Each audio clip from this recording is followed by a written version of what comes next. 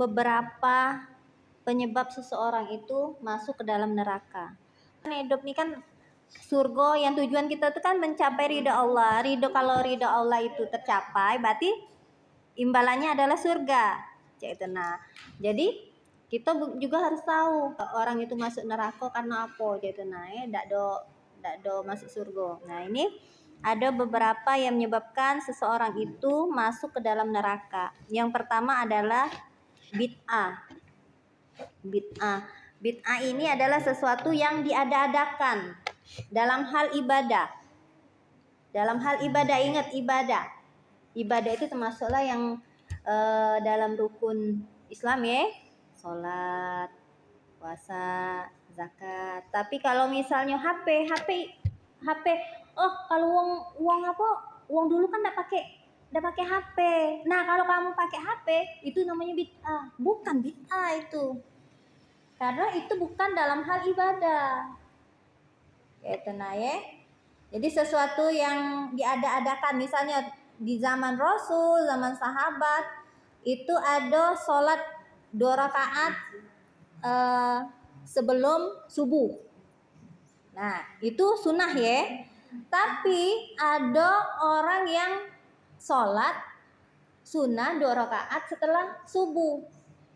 Kecuali memang ada sholat duha. Sudah subuh tadi dak kate lagi nak ada sholat kayak rawatib, 2 rakaat rawatib sebelum atau sesudah tadi. Dak kate. Kalau taubat itu nak di tempat mana baik sebenarnya dak apa. Setahu aku kalau niatnya bukan sholat rawatib atau sholat yang mengiringi itu sholat fardu tadi, itu dak apa. Nah, kalau orang itu berdosa bukan sholat taubat, tapi yang pertama dia beristighfar, menyadari kesalahannya, terus tidak mengulangi lagi. Tidak kate tuntunannya untuk sholat taubat. Nah itu deh, kalau tidak kate tuntunannya jangan deh. Yo, karena kita ini kan ibadah itu kan ada tontonan. Iya benar, ada tontonan galau. Cak katanya sholat tasbih, kan ada kan? Seumur hidup itu mesti sekali jadilah sholat tasbih katanya. Tapi ada ulama yang menyatakan bahwa hadis itu hadis yang lemah.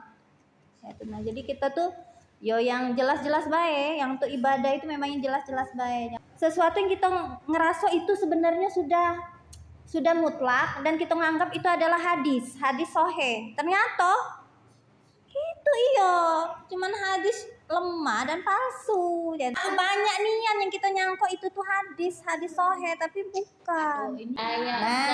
Ini pernah Umi buat sholat nisfu Sa'ban. Nah, nisfu Sa'ban itu juga satu. Kan kalau di sini caknya masih nisfu Sa'ban. Nah, nisfu Sa'ban itu sebenarnya anjurannya itu supaya kita itu melakukan amal kebaikan di malam, bukan di malam itu, di bulan itu, supaya untuk kedepannya itu menjelang Ramadan tadi. Tapi mungkin latihan kali. Iya latihan, tapi dak kate sholatnya. Iya, tapi dak kate sholatnya. Wanita itu aurat itu kecuali yang bukan aurat, kecuali muka dan telapak tangan. Telapak tangan itu batasannya ini batasannya ini punggung sama telapak tangan ini. Kalau muka itu, kalau Imam Syafi'i sampai sini, tertutup sampai sini. Jadi contoh cak di Mekah itu, wong ndak pakai mukena kan? Wong ndak pakai mukena, pakai apa yang dipakai? Kadang terusan, Jadi apa yang menjadi kebiasaan masyarakat di situ cuman kalau namanya aurat tutup itu baik. Boleh asal tertutup. Lekuk tubuhnya dak kejingoan. Nah, yang pakai celana itu kan sudah membentuk kaki, sikok-sikok kan kejingoannya. Nah, yang itu kalau pacak jangan. Ado. Itulah cak di Oman kata ibuku tuh, kalau di Oman itu mereka itu punya yang wajib itu cuma 3 waktu sholat tuh. Ini pendapat ke yang mana 3 waktu, setahu aku setelah Isra Mi'raj diwajibkan 5 kan. Nah kalau di Oman cuma 3. Nah kalau zaman dulu kan sebelum adanya peraturan itu, pokoknya dulu iya waktu sebelum ditetap ke itu Adu tuh, jam. iya berdasarkan matahari itu, matahari terbit dengan matahari iya. Iya, Nah, jadi kan leluhur-leluhurnya ya tapi kan ilmu pengetahuan ini kan iya maksud Iya. aku tuh internet sudah nyampe ke situ. Kalau nak nyari ilmu kan maksudnya tuh tapi kan. iya biasanya tapi kalau yang kayak itu tuh sudah apa ya mengakar Nah, ya budaya. susah ya nak ininya ya. Sama cek kita di sini kan. Nah, yo Yasin Sebenarnya Tahlilan. hal-hal itu. Al-Ahzab itu. Cak ini Mbak, dia tuh pertama tidak transparan, tidak menerawang ya, tidak membentuk lukuk tubuh. Kemudian kalau dia nak make yang celana itu tidak ada menunjuk ke kakinya, nunjuk ke nian bentuk kaki nian, kayak itu nah. Wahai Nabi, katakanlah kepada Nah. istri-istrimu, anak-anak perempuanmu dan istri-istri orang mukmin, hendaklah mereka menutupkan jilbabnya ke seluruh tubuh mereka. Yang demikian itu agar mereka lebih mudah untuk dikenali sehingga mereka tidak diganggu dan Allah Maha Pengampun dan Maha Penyayang. Nah, iya. Tapi banyak juga sekarang karena kan modernisasi dari uang barat situ, gamisnya juga membentuk tubuh. Nah, yang itu yang salah itu. Kalau dia masih potongan, tapi dia tidak membentuk tubuh, masih dibolehkan. Kan celana ya, ada celana yang cak legging ya. Nah, datang keluar kan agak panjang kan, tapi masih kebentuk ininya nah apa? Kakinya tuh nah, iya bentuk kakinya tuh nah yang itu yang tidak boleh. Jadi tidak kata Mbak yang cak itu tadi Mbak yang potongan tidak boleh, yang cak itu yang jelas itu bayang Mbak. Kalau misalnya dia nak make, yo celana Mbak atau rok atau ada tuh celana yang untuk cewek nian, dan kulot ya. Nah itu. Ya kalau pacak ya itu kan untuk menjaga diri kita juga. Nah, itu kan Wak Sri sudah membuktikan bahwa ya godaan lanang nih kalau kejingoan bentuk tubuh itu sudah. Ya itulah. Aku dulu mulai setelah kau omongi, aku dulu pernah nyingoi kawan bukan kawan satu kuliah nih, tapi beda jurusan.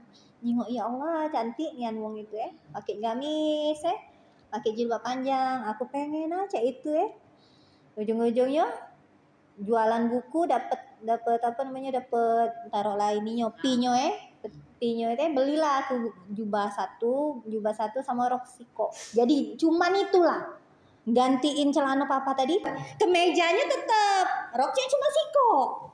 Jadi ganti selang-seling. Tapi kan bajunya ada kejingoan kan. Nah, itu. Ujung-ujungnya pas sudah nak tamat kuliah, uang yang kita idolakan itu ternyata jatuh. Maksudnya tuh jauh nian berbalik arah. Jadi kita dak pacak juga nak ngomongin uang ini jelek. Dak tahu agak suatu saat mungkin dia berubah. Iya benar. Makanya aku tuh dak pernah nak menjat uang cak ini dak. Sikok lagi aku cerita tentang kaos kaki kaos kaki. Ya tidak wah ini sekedar intermezzo Jadi ada tukang somai dulu. Tek. Ayu ini dari dalam rumah. Mang somai. Panggilnya lah kan. Tukang somai tadi. Ke teras. Ayu ini bawa piring. Mang somai. Sudah enggak taunya mamang ini. Waduh, Mbak, kok enggak pakai kaos kaki, Mbak?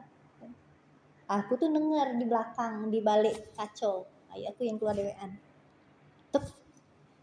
Kok cak ngomongnya aku aku galak ada pakai kaos kaki tuh. Kan aurat Mbak katanya cak itu. Mamang itu tuh ini yang jadi ngomongin cak. Mamang tadi ngomongin cak. Ya sudah, udah apa lah. Ayuku kan memang tipe cak itu kan. Enggak perlu ini. Kok aku yang terpikir. Nah sejak itu tuh berusaha untuk kapan keluar tuh berkaos kaki.